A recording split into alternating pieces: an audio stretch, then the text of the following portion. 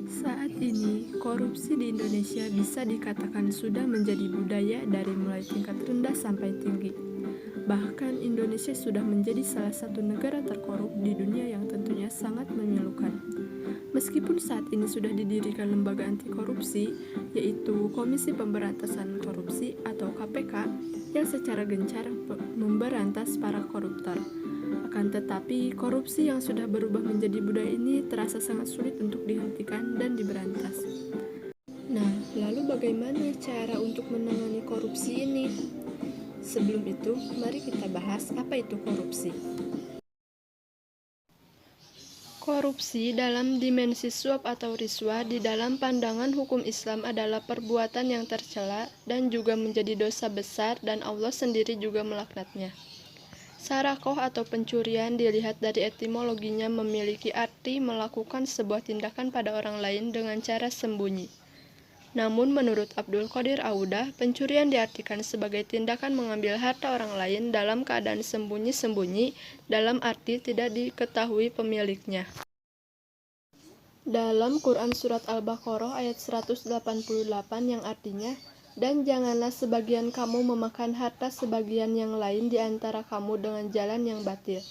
Dan janganlah kamu membawa urusan harta itu kepada hakim, supaya kamu dapat memakan sebagian daripada harta benda orang lain dengan jalan berbuat dosa, padahal kamu mengetahui.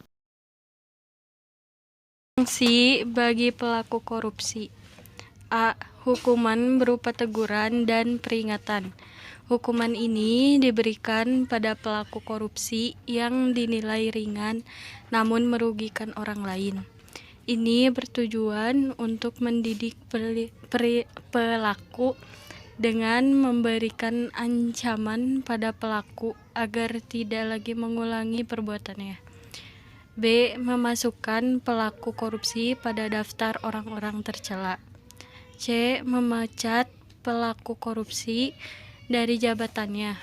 Pemecatan merupakan bentuk takzir yang menerangkan kepada masyarakat bahwa pelaku korupsi tidak layak lagi mengemban amanah karena pengkhianatan yang telah melakukan korupsi. D. Hukum berupa dra atau cambuk. E. Hukuman berupa harta atau denda. E. Penjara. Hukuman penjara ini bisa berjangka panjang dan bisa berjangka pendek, bahkan seumur hidup. G. Pengasingan. Untuk pengasingan, ulama berbeda pendapat tentang batas pengasingan.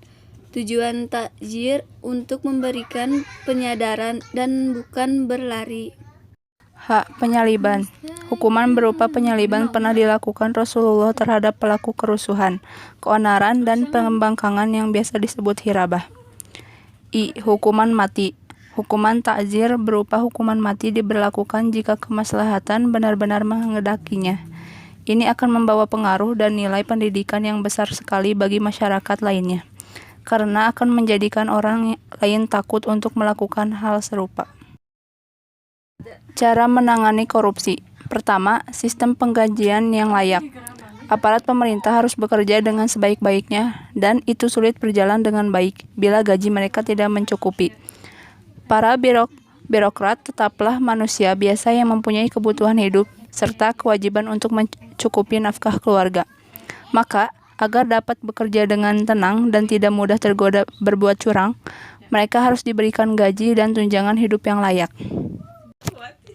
Kedua, larangan menerima suap dan hadiah.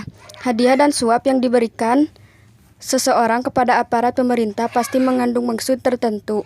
Karena buat apa memberi sesuatu bila tanpa maksud di belakangnya, yakni bagaimana agar aparat itu bertindak menguntungkan pemberi hadiah.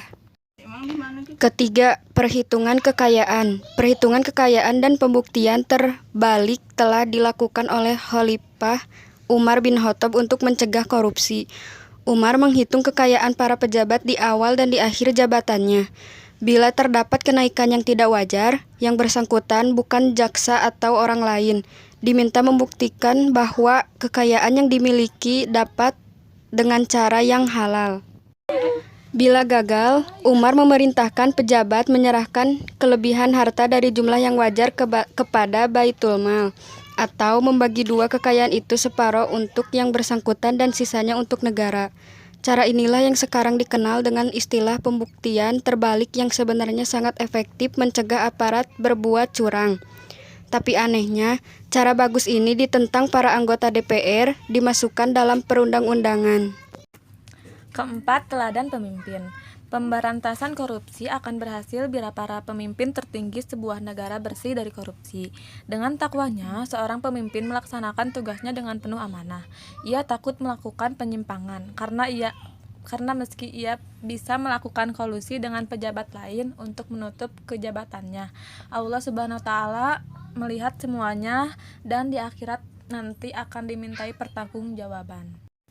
Kelima, hukuman setimpal berfungsi sebagai penjegah jawajir. Hukuman setimpal atas koruptor diharapkan jera dan kapok melakukan korupsi. Dalam Islam, koruptor dikenai hukuman tajir berupa tasyir atau pewartaan.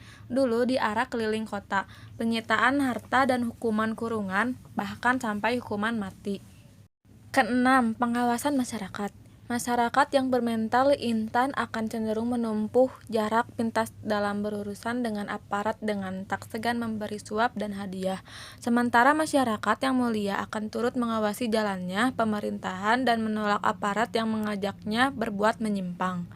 Dengan itu, insya Allah korupsi dapat diatasi dengan tuntas.